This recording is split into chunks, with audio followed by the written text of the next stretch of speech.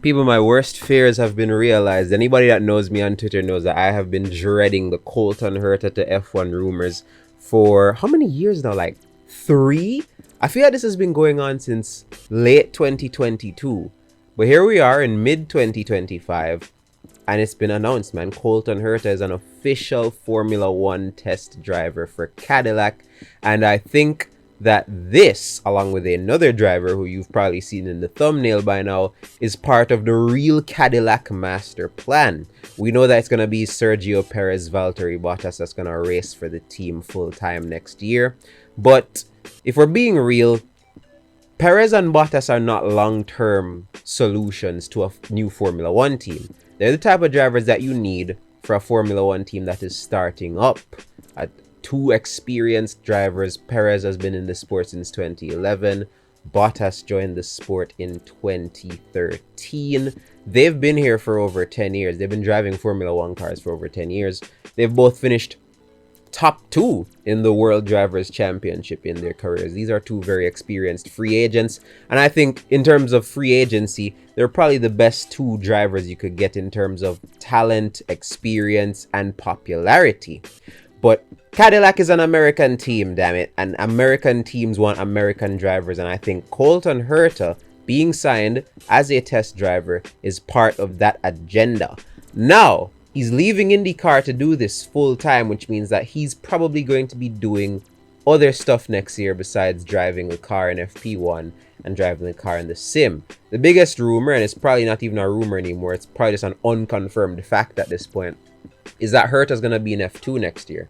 And I originally thought to myself, that's dumb. Colton Herta shouldn't have to drive in F2 to get a super license. And I think according to the race, he'll need 6. He'll need to earn 6 super license points next year to get the super license for 2027. So he doesn't really even have to do that much in F2. It's not going to take some Herculean effort. And if he does the FP1s, he'll have to do even less in F2. So the way I see it is that his Formula 2 stint next year isn't going to be one that's necessarily, you need to do this, you need to win the F2 championship, you need to get the super license. No, it's not a case like, let's look at Logan Sargent, for instance. If you remember in 2022, late 2022, Logan Sargent was in a situation where he needed to get the necessary super license points necessary to be a Formula One driver in 2023. That's why when they announced him, they said if he gets his super license, because it was up to him to finish where he needed to finish in F2 to get that license so he could race. Herta, by virtue of the fact that he only needs 6, and you can get like 1 if you complete a certain amount of kilometers in a session, which FP1 I believe he'd be able to do, only needs to get like around 2 or 3 super license points as long as the FP1s go well. So the real reason Herta is doing F2 is not only to keep him in tip-top shape racecraft wise, he's not going to be in IndyCar, but I think it's really to learn the tracks. All of the tracks that F2 race on, F1 race on as well, and they all coincide with Formula 1 race weekends. So Herta will do the F2 races, he's going to learn the Pirelli tires, and then on Sundays, he's going to sit in the paddock, he's going to sit in the garage with the Cadillac people, and he's going to learn how the races work from an internal perspective. And I think that, coupled with the F2 stint, and then you add in the FP1s and the sim work he's going to do, I think they are perfectly, I think this is a very good plan. And I think it will result in Colton Herta eventually racing for Cadillac full-time, or maybe even another Formula 1 team. You never know. But I think it will be with Cadillac if he ever does get an F1 drive. But it depends, man. Anything can happen in F1. But the reason I'm saying this is a master plan is because this is bigger than Herta. Because I've identified another driver that I think is also part of this pipeline. As a matter of fact, I don't think it's a thinking perspective. I think he just is. And that's Sebastian Weldon. Sebastian Weldon is born in 2009. He's 16 years old. He's son of the late Dan Weldon, the former IndyCar champion, the former 2-time Indy 500 winner. Yeah, that Dan Weldon. That's his son. And he did USF Pro in 2024, I believe. That was last year. And he did pretty well. He didn't win the championship, but I believe he definitely finished top 3. But now he's branched off into Europe. He's doing Italian F4 this year. And he's top 3 in the championship. He's 16 years old. And he's doing that and a couple other single-seater championships in Europe as well.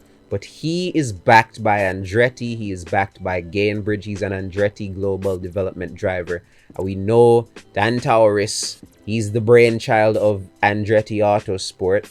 Well, the overseer at least. And the Cadillac team. Cadillac is basically, in my opinion, the Andretti Formula 1 team under politically correct F1 badging. Right? And with that being said, if Sebastian Weldon continues on this trajectory, we're going to see him in F2, I believe, by 2027, which means by 2028, he'll probably be in contention to be on the grid full time, and it will probably be with Cadillac, because why not, man? Like, we know Andretti and Dan Weldon had a link. That was the last team he drove for when he won the Indy 500. Andretti and Weldon, they're probably going to be linked forever. And Sebastian Weldon is, as far as I'm concerned, getting the results. He's been doing quite well. So we're going to probably see Sebastian do maybe another season of F4 next year. It could even be F3. Depends on how things go, I guess. And then 2027, probably be in F2. And if he does well enough, gets the super license points, we might be seeing Sebastian Weldon as the real Cadillac project. So we got Colton Herta and we got Sebastian Weldon. And by 2028, we could see a Colton Herta, Sebastian Weldon lineup for Cadillac, an all-American lineup for an all-American team. So I think that's the Cadillac master plan, bro. I think they've gone about this very well. They got the Ferrari engines. I'm pretty sure the Works engines, the Works Caddy engines are probably coming soon, one day. Definitely not right now because they're a new team.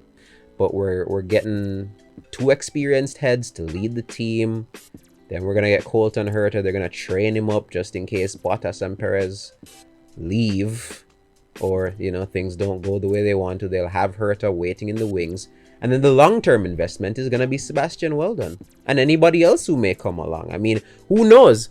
This, if Herta does well enough, Formula 1 teams might be more convinced to try and get IndyCar talent.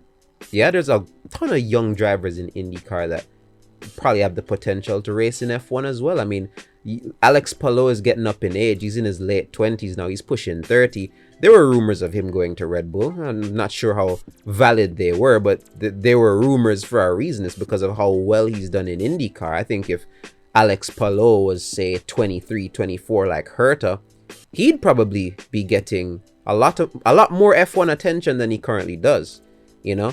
I mean, it's probably too late for the experienced guys like Newgarden to get a seat, but like if these young guys coming in, the VKs, the Malukases, give me another one, man. We got a bunch of young guys in IndyCar right now, and young guys coming into the sport via Indy Next. If this Herta stint goes well and Colton Herta goes, impresses in F2, impresses in the sim, gets an F1 drive and becomes a good F1 driver, it could be something that leads to more IndyCar drivers getting F1 testing opportunities and getting F1, you know, chances to race in the sport.